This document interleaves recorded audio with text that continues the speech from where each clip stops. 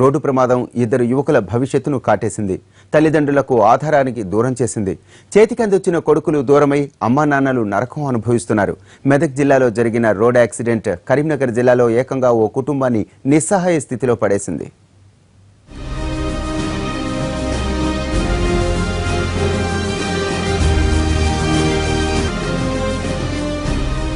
వాళ్ళిద్దరూ వ్యవసాయ కూలీలు అయినా సరే రెక్కలు ముక్కలు చేసుకుని కొడుకుల్ని చదివించారు. కొడుకులు కూడా తల్లిదండ్రుల కష్టాన్ని అర్థం చేసుకుని బాగా చదువుకున్నారు. కొడుకులకు మంచి భవిష్యత్తు ఉందని తల్లిదండ్రులు ఆనందపడ్డం విధికి ఇష్టం లేనట్లుంది. అందుకే ఇద్దరు అన్నదమ్ముల్ని చిన్నచూపు చూసింది. ఒకే రోడ్డు ప్రమాదంలో ఇద్దరిని బలి తీసుకుంది.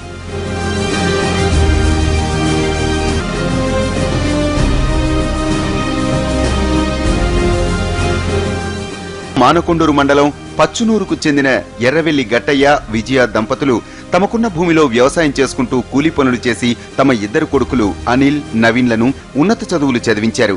పెద్ద కొడుకు నవీన్ హైదరాబాద్ లో ఓ ప్రైవేట్ కంపెనీలో సాఫ్ట్వేర్ ఇంజనీర్ గా పనిచేస్తూ పోటీ పరీక్షలకు ప్రిపేర్ అవుతున్నాడు.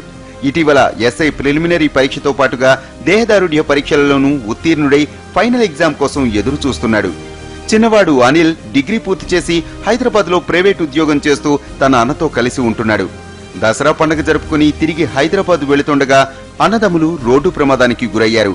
మెదక్ జిల్లా ఒంటిమమిడి ప్రాంతంలో అదుపు తప్పిన ఓ కారు వీరు ప్రయాణిస్తున్న బైక్ ను ఢీకొట్టడంతో పెద్దవాడైన నవీన్ అక్కడికక్కడే ప్రాణాలు కోల్పోగా అనిల్ ను చికిత్స నిమిత్తం తరలిస్తుండగా మరణించాడు. ఈ ఘటన పచునూరు గ్రామంలో విషాదం నింపింది. చేతికందొచ్చిన కొడుకుల్ని పోగొట్టుకున్నామని తల్లిదండ్రులు కన్నీరు మున్నీరుగా విలపిస్తున్నారు. 3 సంవత్సరాలు 70,000 పెట్టి చదివించిన, 4 సంవత్సరాలు 70,000 పెట్టి చదివించిన, గొర్రెలు కాసుకుంటా అమలు పని పోకుంటా నా కొడుకులు చదివించిన. నాతో పాటుగా ప్రతి లేని రోజు పని లేని రోజు నాతో పాటుగా అన్ని పనులు చేసేది నా కొడుకులు. గొర్రెల కాడికి వచ్చేది, బావి కాడికి వచ్చేది, బర్రం కోసేది, గడ్డి కోసేది. నా కొడుకులు అన్నీ చేసుకుంటా వద్దురా నాయన, నువ్వు స్కూల్లో ఫస్ట్ వచ్చినవాట, నీ చైతన్య కాలేజీలో నీ క్లాసులో ఫస్ట్ వచ్చినవాట, అవార్డు ఇచ్చిర్రు, నిన్న అలానే ఉంచుకుంటావు అనే సారు బతిలాడి నా దగ్గరికి వచ్చి. అనిల్, నవీన్ల మృతితో గట్టయ్య కుటుంబంతో పాటు పచనూరు గ్రామంలో కూడా విషాద ఛాయలు అలుముకున్నాయి.